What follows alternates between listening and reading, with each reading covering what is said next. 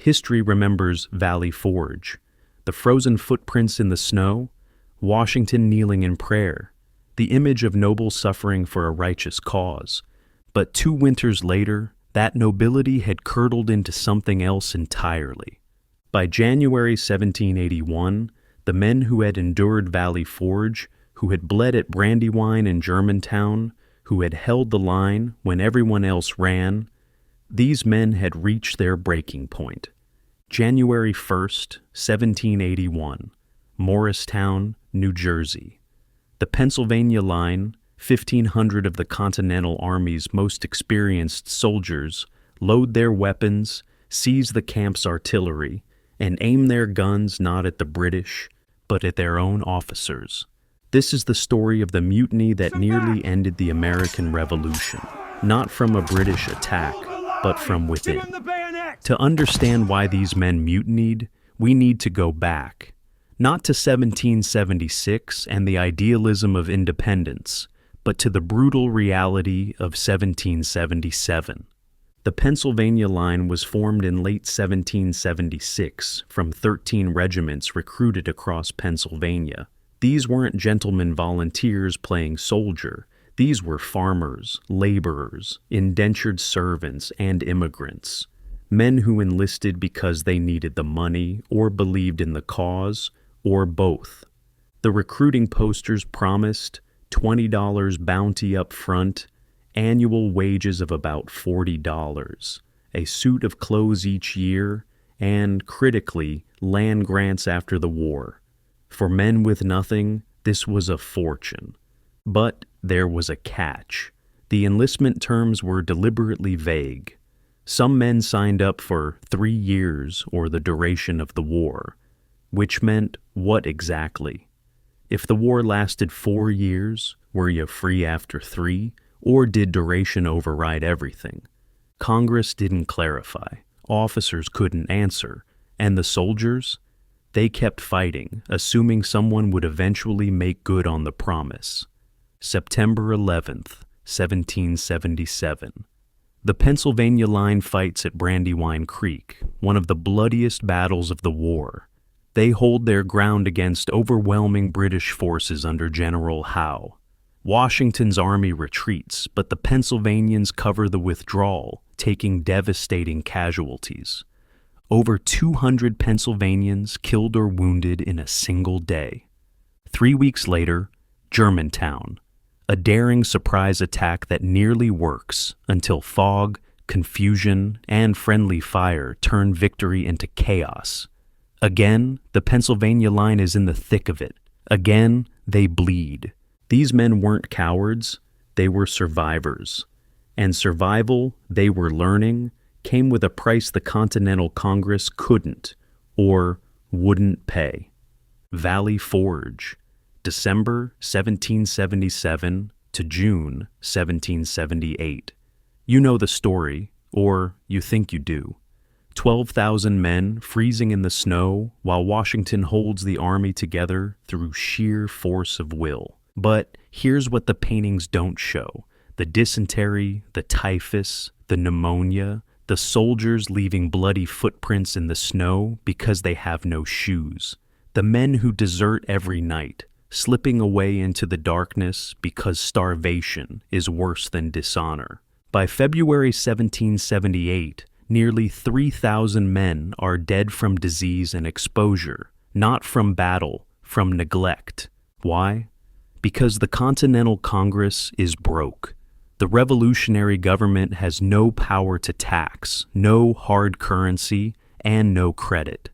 It prints paper money, continentals, that loses value by the week. The phrase "not worth a continental" becomes a joke. For soldiers holding worthless paper instead of wages, it's not funny. Joseph Reed, Pennsylvania's president of the Executive Council, will later write, "We have suffered the civil government to be trampled upon and the military to assume a power which, in a little time, will be too formidable for any civil authority." He's not wrong. The Army is becoming a separate society, one that's losing faith in the government it's fighting to create. Fast forward to December 1779. The Pennsylvania Line marches into Morristown for winter quarters. Again. Same freezing huts, same empty supply wagons, same broken promises. The British blockade has strangled American ports. Inflation is out of control. A barrel of flour that cost $5 in 1777 now costs $50. The soldiers pay, when it comes at all, can't buy a meal. A Pennsylvania private writes home, "We are now in our 3rd year, some of us in our 4th and 5th. We have eaten our shoes, we have eaten bark. They promised us lands and wages. We have received neither. I do not know if I fight for liberty or for fools." Their commander, Major General Anthony Wayne, fights for them. Wayne, Mad Anthony, a nickname earned through reckless bravery, pleads with Congress for supplies. He writes letter after letter. He gets sympathy. He gets excuses. He gets nothing. In one letter, Wayne warns, "The patience of the soldiery is exhausted. We are on the brink of a catastrophe." No one listens, because by 1780, Congress is paralyzed. The southern states are being ravaged by British invasion. The northern states are in political gridlock. And the men freezing in Morristown, they're someone else's problem. December 1780 bleeds into January 1781. Christmas passes without celebration. New Year's Eve arrives. The officers, feeling guilty, issue the men a ration of rum. It's the first gift they've received in months. It's also the spark that lights the fuse. Around 9 p.m., the soldiers of the Pennsylvania Line begin to argue with their officers, loudly. The rum has loosened tongues, and the grievances pour out like a flood. At first, it's just talk. Angry talk, but still just talk. Then someone fires a musket into the air. Then another. Then a dozen. Officers run from their quarters, trying to restore order. Captain Adam Benton of the 2nd Pennsylvania Regiment steps forward, demanding the men stand down. A soldier raises his weapon and fires. Benton falls, dead. The camp erupts.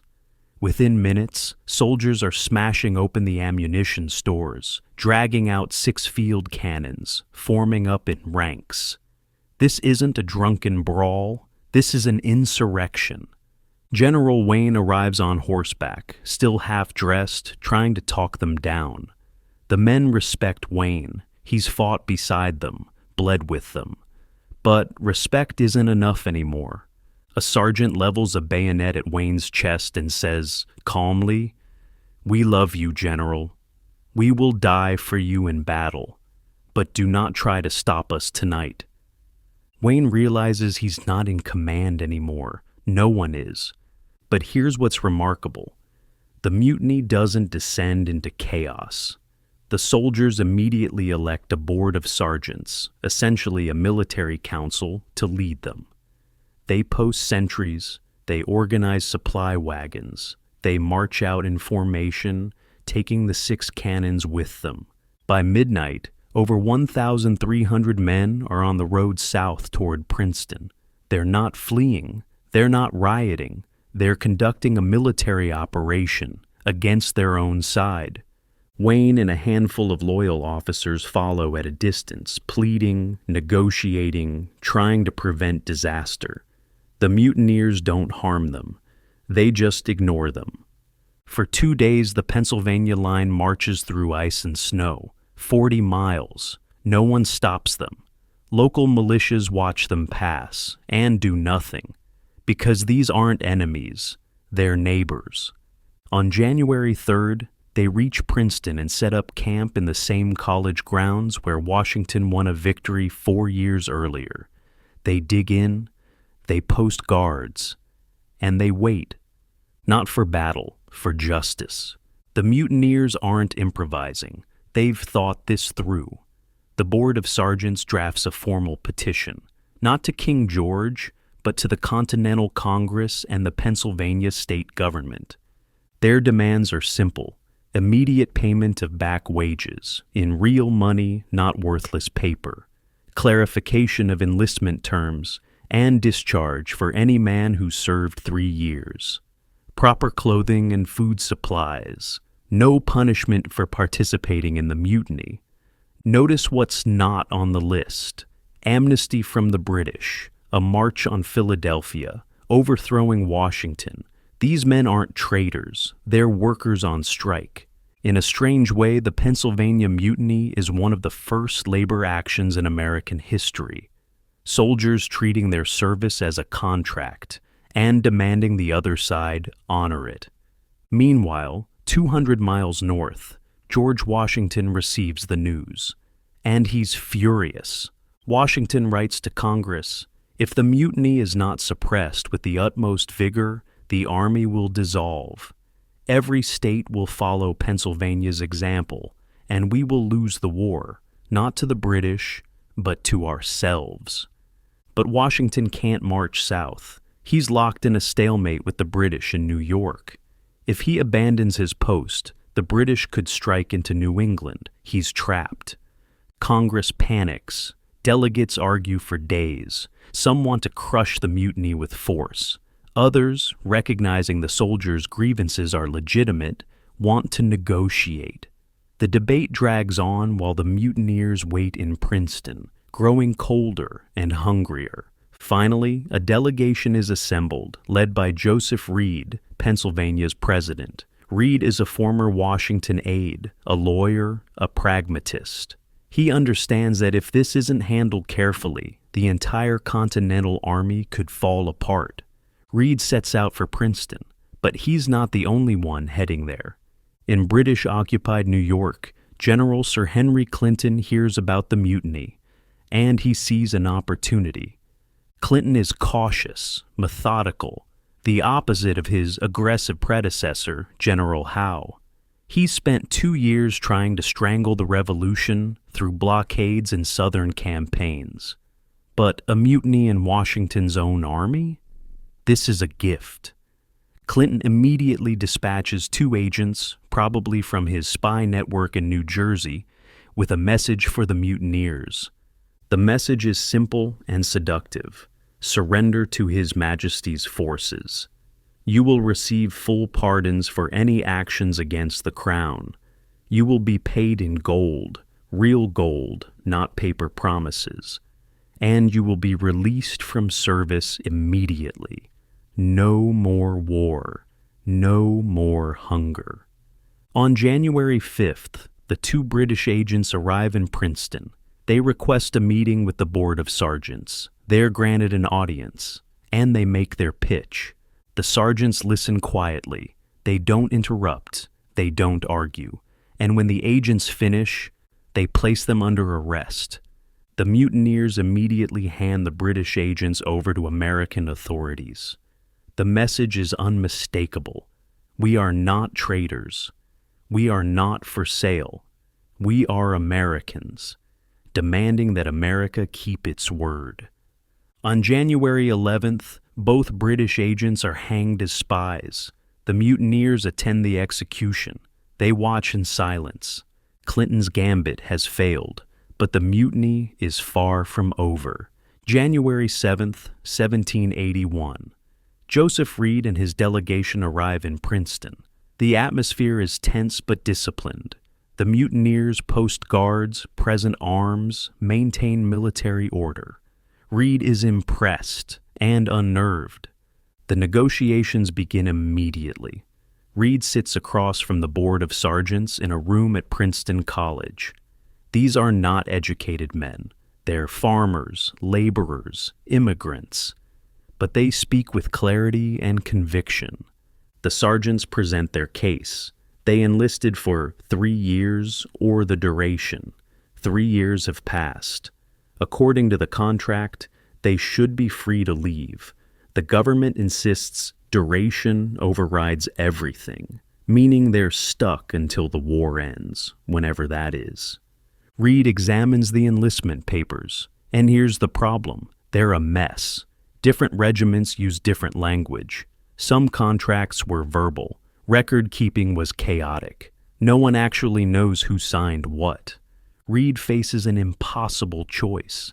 If he grants the mutineers everything they want, it sets a precedent. Every soldier in the Continental Army could walk away. The revolution ends.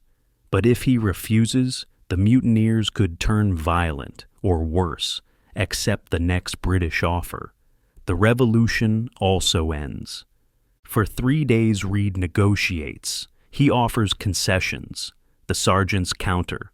Wayne, who's been hovering at the edges, acts as mediator. Slowly, painfully, a compromise emerges. On January 9th, an agreement is reached. Any soldier who claims they enlisted for 3 years and can produce evidence or a witness will be discharged. Those who stay will receive immediate back pay, in notes that can be exchanged for land. New recruits will receive signing bonuses to replace those who leave. No soldier will be punished for participating in the mutiny. It's not perfect. The evidence requirement is vague. Many soldiers lost their enlistment papers years ago. The currency is still shaky, but crucially, it's a recognition that the soldiers' grievances are legitimate. Over the next week, soldiers present their cases to a 3-man commission. The process is surprisingly fair. Some are discharged, some aren't, but everyone gets a hearing. In the end, about 1,250 men are discharged, roughly half the Pennsylvania line. Many immediately re-enlist, taking the signing bonus. Others go home. A few disappear, having had enough of the war. By mid-January, the mutiny is over, not through violence, but through negotiation. The Pennsylvania Line returns to service. Wayne keeps his command, and the revolution, improbably, survives. But the story doesn't end there. January 20th, 1781, 2 weeks after the Pennsylvania settlement, the New Jersey line, stationed at Pompton, hears the news. And they decide, if the Pennsylvanians can do it, so can we. About 200 New Jersey troops mutiny, marching on Trenton with similar demands. But this time, the response is different. Washington has been watching, waiting, furious. He's convinced that if another mutiny succeeds, the entire army will dissolve. So he acts, swiftly and brutally. He sends Major General Robert Howe with 600 loyal troops to Pompton. The orders are clear: crush the mutiny, no negotiation, no mercy. On January 27th, Howe's forces surround the mutineers at dawn. It's not a battle, it's an ambush. The New Jersey troops, outnumbered and unprepared, surrender immediately. Howe convenes an immediate court-martial. 3 ringleaders are sentenced to death. But here's the cruelty. Howe orders 12 mutineers, randomly selected from the group, to form the firing squad. They're told, shoot your friends, or you'll be shot next. 2 men are executed on the spot. The third receives a last-minute pardon. The message is clear. Mutiny will be met with death. The remaining mutineers are marched back to camp under guard. The New Jersey line never mutinies again. Neither does any other unit in the Continental Army. Why the difference? Why did the Pennsylvania Mutiny succeed while the New Jersey Mutiny ended in bloodshed? 3 reasons. First, the Pennsylvania mutineers arrested British spies, proving their loyalty. The New Jersey troops never had that opportunity. Second, the Pennsylvanians were organized, disciplined, and had clear demands. The New Jersey Mutiny was smaller, more chaotic. Third, and most importantly, Washington couldn't risk another precedent. The Pennsylvania settlement was a necessary evil. A second one would destroy the army. Washington will later write in his private journal, "The Pennsylvania settlement was an act of necessity, not justice. I pray we are never forced into such a compromise again." The mutinies are over, but the problems that caused them, those remain. For the next 2 years, the Continental Army limps toward victory. Yorktown happens in October 1781, the decisive battle that effectively ends the war. But even after Cornwallis surrenders, the soldiers wait, and wait, and wait. By March 1783, officers at Newburgh, New York, nearly staged their own mutiny, the Newburgh Conspiracy, over unpaid wages. Washington personally intervenes, giving one of the most famous speeches of his life, shaming the officers into standing down. The Treaty of Paris is signed in September 1783. The war is officially over. And the soldiers? Many still haven't been paid. The Continental Army dissolves. Men walk home with certificates promising future payment.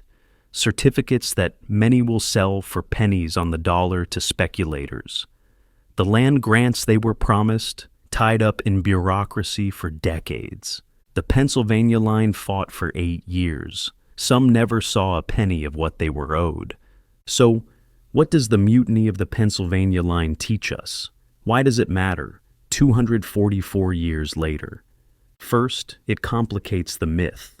We like our revolutionary heroes noble and selfless, Washington crossing the Delaware, Patrick Henry demanding liberty or death. We don't like to think about soldiers threatening their own officers, or governments too, broke to feed their armies, or revolutions held together by desperation and luck. But the Pennsylvania mutineers weren't villains. They were workers demanding their wages. They were citizens holding their government accountable. They were revolutionaries insisting that the revolution apply to them too. Second, it's a story about the power of collective action and its limits. The mutineers succeeded because they were organized, disciplined, and nonviolent. They failed to get everything they wanted because they were still trapped in a system that valued property over people, creditors over soldiers, and stability over justice. Third, it reveals the fragility of revolutionary governments. The Continental Congress was, in many ways, a failed state. It couldn't tax. It couldn't pay its debts. It couldn't enforce its own laws. The Articles of Confederation, America's first constitution, created a government so weak it could barely function. The mutinies of 1781 are part of what drives the Constitutional Convention in 1787. The founders realize we need a government strong enough to keep its promises, or soldiers won't fight for it. And fourth, perhaps most importantly, it's a reminder that loyalty is a contract, not a command. Governments can't demand sacrifice without offering something in return. Soldiers aren't automatons. They're people with families, debts, and breaking points. We're still learning that lesson. Every debate over veterans' benefits, military pay, or treatment of soldiers is an echo of 1781. The question remains, what do we owe those who fight for us? Let's talk about the people, because this wasn't an abstract political crisis. It was a human one. Anthony Wayne survives the mutiny with his reputation intact. He goes on to command troops at Yorktown, then later fights in the Northwest Indian War, winning a decisive victory at the Battle of Fallen Timbers in 1794. He dies in 1796, still in uniform, still fighting. His men never forgot him. Joseph Reed continues as Pennsylvania's president until 1781, then returns to private law practice. He dies in 1785, only 43 years old, worn out by years of public service. His negotiation at Princeton is considered one of his finest achievements, a crisis diffused through patience and pragmatism. George Washington, of course, becomes the first president of the United States, but he never forgets the mutinies. When the Whiskey Rebellion erupts in 1794, farmers in Pennsylvania refusing to pay taxes, Washington personally leads troops to suppress it. Some see this as hypocrisy. the revolutionary who led a tax revolt now crushing one. Others see it as consistency. Washington defending the government's authority to function. As for the soldiers themselves, most disappear into history. We know some of their names, sergeants like William Bozar and John Williams, who led the Board of Sergeants. We know some re-enlisted. We know some went home to Pennsylvania farms and never spoke of the war again. Some eventually received their land grants, decades later, after bureaucratic nightmares. Some sold their certificates to speculators and got pennies on the dollar. Some died before seeing any compensation. There's no monument to the Pennsylvania mutineers, no statue, no battlefield park. Their story is a footnote in most history books, if it's mentioned at all. But maybe that's fitting, because their story isn't about glory. It's about survival. It's about ordinary people pushed past their breaking point and demanding dignity. In January 1781, the American Revolution almost died, not from a British victory, not from a battlefield defeat, but from exhaustion, hunger, and broken promises. The men of the Pennsylvania Line saved the Revolution by nearly destroying it. They forced the Continental Congress to confront a truth it wanted to ignore, that liberty isn't free, and someone has to pay the bill. We celebrate revolutions for their ideals, but revolutions are made by people, hungry, tired, angry people who don't always believe in noble causes.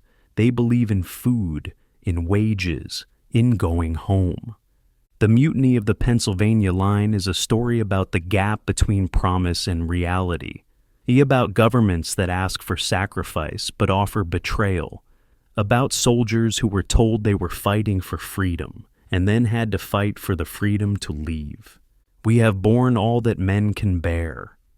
That sentence, written in January 1781 by a soldier whose name we don't even know, contains the whole story, not just of this mutiny, but of every revolution that forgets the people who wage it. Revolutions are built on promises, the promise of a better world, the promise of justice, the promise that sacrifice will be rewarded, and when those promises break, when the contract becomes a lie, then loyalty becomes rebellion, and rebellion becomes survival. The American Revolution succeeded. We know how the story ends. But in January 1781, standing in the frozen mud of Princeton, no one knew that. The mutineers didn't know if they'd hang as traitors or go home as heroes. Washington didn't know if his army would hold together or dissolve. Congress didn't know if the experiment in self-government would last another year. What they did know was this: something had to change. The old way wasn't working. The promises had to be kept, or at least acknowledged. The gap between ideal and reality had to narrow, even just a little. The Pennsylvania settlement wasn't perfect. It didn't solve everything. Many soldiers still felt cheated. Many officers felt the mutineers got away with treason. But it was something. An acknowledgement. A reckoning. And perhaps that's the real lesson. That revolutions don't end with declarations and battles. They end with negotiations, compromises, and messy human choices. They end when enough people decide the promise is worth keeping, or at least worth trying for a little longer. We're still negotiating that promise, still trying to close the gap between what we say we believe and how we treat the people who serve, who work, who sacrifice for the common good. The mutiny of the Pennsylvania Line isn't ancient history. It's a pattern that repeats every time a government asks for loyalty without offering justice in return. On January 1st, 1781, 1,500 men loaded their weapons and aimed them at their own revolution. Not because they hated America, but because they loved the idea of it more than the reality. They wanted the revolution to be real for everyone, including them. That's still the challenge, isn't it? Making the revolution real, Thanks for watching Revolt and Republic. If you want more untold stories from the Revolution, hit subscribe and let us know in the comments. What rebellion should we cover next?